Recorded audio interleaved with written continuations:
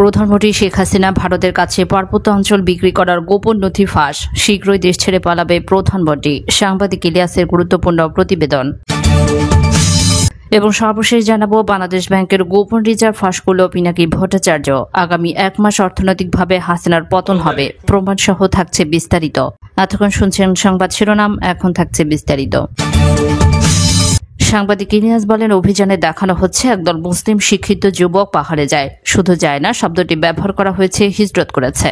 আটককৃতরা কেউ না বললেও আইনশৃঙ্খলা বাহিনী আর বিডিআর মিলে হিজরত শব্দটি আবিষ্কার করেছে। চট্টগ্রাম সেনাবাহিনীর ঊর্ধ্বতন একজন গোয়েন্দা কর্মকর্তার নাম প্রকাশ না করার শর্তে জানিয়েছেন, মূলত জামাতুল আনসার ফিল হিন্দার সার্কিয়া বলে বাস্তবে কোনো সংগঠনের অস্তিত্ব নেই। এছাড়া পাহাড় থেকে অভিযান চালিয়ে র্যাব কাউকে আটকও করেনি। দাড়ি টুপিওয়ালা যাদেরকে দেখানো হয়েছে তারা অনেক আগে থেকে র্যাবের হাতে গ্রেপ্তার ছিল। কুকিচি ন্যাশনাল আর্মি বা KNF এর সাথে প্রশিক্ষণের যে দাবি করা হয়েছে সেটাও সাজানো নাটক। ক্রসফায়ারে ভয় দেখিয়ে তাদেরকে এসব করতে বাধ্য করে। র্যাব নিজেও ভিডিও ধারণ করে সোশ্যাল মিডিয়াতে ছড়িয়ে দিয়েছে।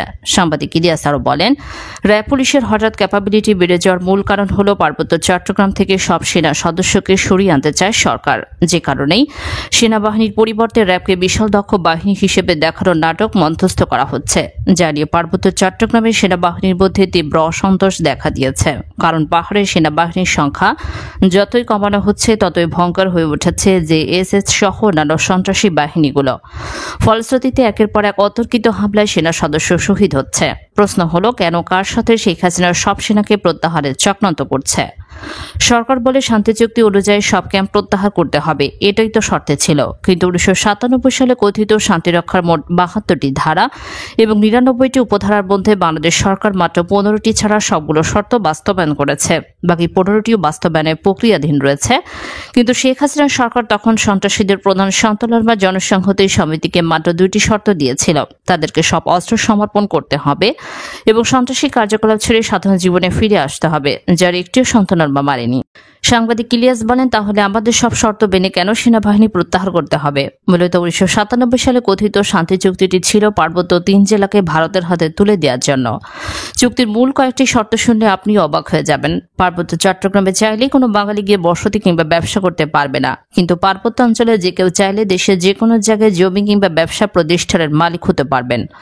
উল্টো উপজাতিদের জন্য সব সরকারি চাকরিতে থাকবে আলাদা কোটা। কিন্তু কোনো চুক্তির মাধ্যমে পার্বত্য চট্টগ্রাম থেকে সেনাবাহিনী সরিয়ে নেওয়ার শর্ত মেনে নেওয়া হলো। প্রতিবেদনে ইলিয়াস আরও বলেন, বাংলাদেশ সেনাবাহিনী যেখানে পৃথিবীর বিভিন্ন দেশে শান্তি প্রতিষ্ঠার দায়িত্ব এবং দক্ষতার সাথে পালন করছে, সেখানে আমাদের দেশের বিশেষ একটি অঞ্চলে কেন শান্তি প্রতিষ্ঠার জন্য উল্টো সেনাবাহিনীকে প্রত্যাহার করে আনতে হবে? এই প্রশ্নের উত্তর খুঁজে পেলেই আপনি সব বুঝে যাবেন।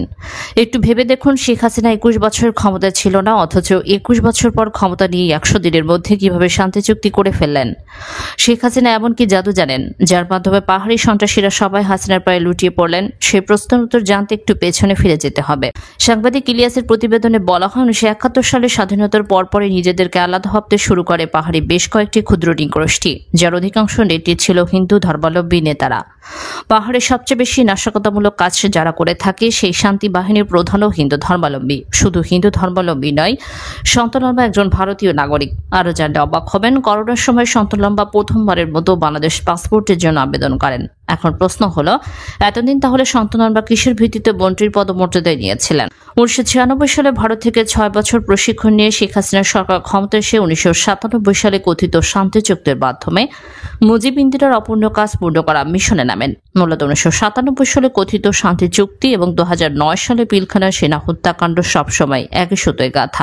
আমাদের সূত্র জানিয়েছে, সেনাবাহিনীর যেসব অফিসাররা পার্বত্য অঞ্চলে সেনা রক্ষার পক্ষে মত দিচ্ছেন তাদেরকে সেখান থেকে প্রত্যাহার করে নেওয়া হচ্ছে। কখনো কখনো তাদেরকে বিপদেও ফেলা হচ্ছে, ঠিক যেমনটা করা হয়েছিল পাহাড়ের বিভিন্ন অভিযানের নেতৃত্ব দেয়া কর্নেল হাসিনুরের সাথে। রাঙ্গামাটি খাগড়াছড়ি অঞ্চলে ব্যাপক সফলতার কারণে তাকে পরবর্তী সময়ে ভারত নিয়ন্ত্রিত DGFI গুম করেছিল। এই ভয়ে এখন দেশপ্রেমিক অফিসাররা মুখ বন্ধ করে রাখতে বাধ্য হচ্ছেন। আর এই সুযোগে একের পর এক সেনাকে প্রত্যাহার মিশনে নেমেছে সরকার, যেখানে পাহাড়ে দুর্বল হয়ে পড়া সেনাবাহিনীকে টার্গেটে পরিণত করেছে JSS এর সন্ত্রাসী বাহিনী। সাংবাদিক ইলিয়াস বলেন, বাংলাদেশের 3 দিক থেকে এখন ভারত শুধু একদিকে পার্বত্য চট্টগ্রাম এবং বঙ্গোপসাগর ভারতের এখন টার্গেট ওই একদিকে নিয়ন্ত্রণ নিয়ে বাংলাদেশকে চেপে ধরা। যে কারণে 1997 সালের চুক্তির পর বিএনপি এই চুক্তির কঠোর বিরোধিতা করেছিল। বিএনপি সেই ধারণাই সত্যি হয়েছে। হাসিনার প্রথম মেয়াদে না পারলেও 2009 সালের পর 4 মেয়াদে ক্ষমতায় থাকার সুবাদে ভারতের সেই স্বপ্ন এখন পূরণের দ্বারপ্রান্তে। ভারতের ইচ্ছাতেই সরকার র্যাবকে দিয়ে নাটক সাজিয়ে ছোট ছোট গ্রুপকে বড় করে দেখিয়ে তাদেরকে নিশ্চিহ্ন করার কাজ শুরু করেছে। এর মাধ্যমে পাহাড়ের ভারতপন্থী সন্তলনবাদ দল জেএসএসকে একক আধিপত্য দেওয়া হচ্ছে। আর সেটা পুরোপুরি প্রতিষ্ঠিত হলে ভারতের সাথে যুক্ত হবে আরেকটি নতুন রাষ্ট্র, যার মুখ্যমন্ত্রী হবেন সন্তলার মা। বাংলাদেশিদের জন্য তখন পার্বত্য চট্টগ্রামে ঘুরে আসতে হলে তাদের পাসপোর্টে একটি ভারতীয় সিল লাগিয়ে যেতে হবে। নিরাপত্তা বিশ্লেষণরা মনে করেন, পার্শ্ববর্তী দেশের সহায়তা না থাকলে সন্ত্রাসীদের পক্ষে এত আধুনিক অস্ত্রশস্ত্র জোগাড় করা সম্ভব হতো না। অন্যদিকে র্যাবের অভিযানে কুকিচি ন্যাশনাল আর্মির সন্ত্রাসীদের যেসব ভাঙাচোরা অস্ত্র দেখানো হয়েছে তাদের তেমন কিছু করা সম্ভব নয়। অথচ প্রথম আলোর সময় টিভি সহ চিহ্নিত কিছু গণমাধ্যমের সংবাদ দেখে কুকিচি ন্যাশনাল আর্মি পুরো পার্বত্য অঞ্চল স্বাধীন করে ফেলেছে। সেনাবাহিনী মনে করে, পাহাড়ের স্বাধীনতা অক্ষুণ্ণ রেখে এই অঞ্চলের শান্তি ফিরিয়ে আনতে বড় রকমের সেনা অভিযানের কোনো বিকল্প নেই। শোষণের জন্য নয়, সাধারণ পাহাড়িদের নিরাপত্তার জন্য আরও বেশি সেনা মোতায়েন প্রয়োজন। আমরাও মনে করি, আধুনিক বিশ্বে পাহাড়িরা উপজাতি কিংবা আদিবাসী নয়, তাদের পরিচয় তারা বাংলাদেশি। কম বা বেশি নয়, তাদের অধিকার হবে সমান সমান। যে কারণে তাদের বিরুদ্ধে যুদ্ধ করতে নয়, তাদের নিরাপত্তার জন্য পাহাড়ে আরও অধিক সংখ্যক সেনাবাহিনীর প্রয়োজন। পিনাকি ভট্টাচার্য বলেন, বর্তমানে প্রকৃত রিজার্ভ শূন্যের কাছাকাছি এসে দাঁড়িয়েছে। খাতা কলমে নিট রিজার্ভ $13 বিলিয়ন, এর মধ্যে জ্বালানি বাবদ $5 বিলিয়ন অনাদায় আছে। অর্থাৎ সরকার জ্বালানি সরবরাহকারীদের ওই পরিমাণে বকেয়া এখনো শোধ করেনি। তাই 13 বিলিয়ন রিজার্ভ থেকে 5 বিলিয়ন রিজার্ভ বাদ দিলে আরও 8 বিলিয়ন রিজার্ভ থাকে। এটাই একমাত্র অপরিশোধিত বকেয়ার পরিমাণ না।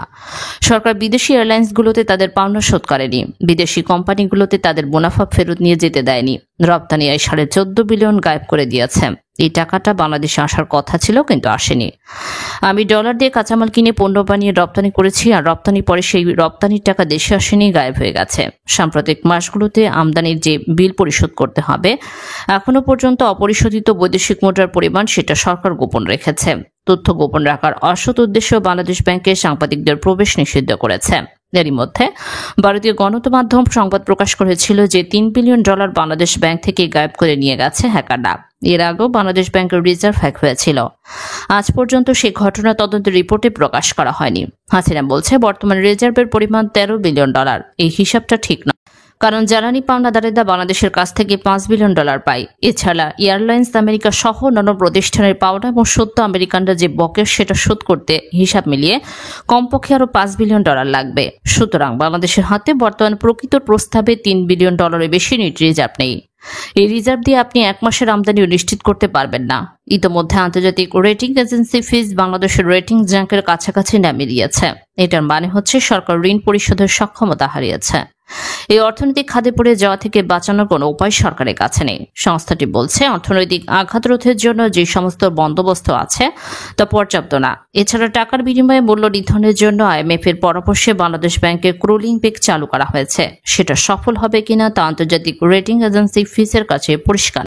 সোজা সাপটা কথার মানে, অর্থনৈতিক খাদে পড়ে যাওয়া থেকে বাঁচানোর কোনো উপায় হাসিনার কাছে নেই। 1997 সালে থাইল্যান্ডে ঠিক এইরকমই একটি অবস্থা ঘটেছিল। থাইল্যান্ডের বৈদেশিক মুদ্রার রিজার্ভ প্রায় শূন্যের কাছাকাছি চলে আসার ফলে ডলারের বিপরীতে থাই মুদ্রা ক্রমাগত কমে গিয়েছিল। এরপরে থাইল্যান্ডের অর্থনীতিতে নেমে আসে এক অদৃষ্টপূর্ব বিপর্যয়। পিনাকি বলেন, এসব হাসিনায় পড়েছে চিপায়। আমেরিকার কোম্পানিগুলোর বকেয়া টাকা শোধ দিলে আদানিকে দেওয়ার মতো টাকা আর তার হাতে থাকে না, আর আদানিকে দিলে আমেরিকাকে খালি হাতে ফিরিয়ে দিতে হয়। আর দুই পক্ষের একটাকেও যদি টাকা পরিশোধ করতে হয়, তাহলে যতটুকু রিজার্ভ আছে সেটা শেষ হয়ে যাবে। এই পরিস্থিতি থেকে উদ্ধার পাওয়ার জন্য হাসিনা চীনের কাছে হাত পেতেছে, কিন্তু চীন শর্ত ছাড়া তো চীনে টাকা দেবে না। সেই শর্ত মানতে গেলে ভারত আর হাসিনাকে ক্ষমতায় থাকতে দিবে না, কারণ চীন যে শর্ত দেবে সেটা ভারতের বিরুদ্ধে যাবে। বাংলাদেশের জনগণের সামনে যে আসন্ন বিরাট বিপদ, তার জন্য দিল্লির দাসী হাসিনা দায়ী। ভারত জোরপূর্বক তাকে ক্ষমতায় বসিয়ে রেখেছে। হাসিনা দীর্ঘ 15 বছরের লুটপাটের আমলে বাংলাদেশ থেকে $100 বিলিয়ন বেশি বিদেশে পাচার হয়ে গেছে।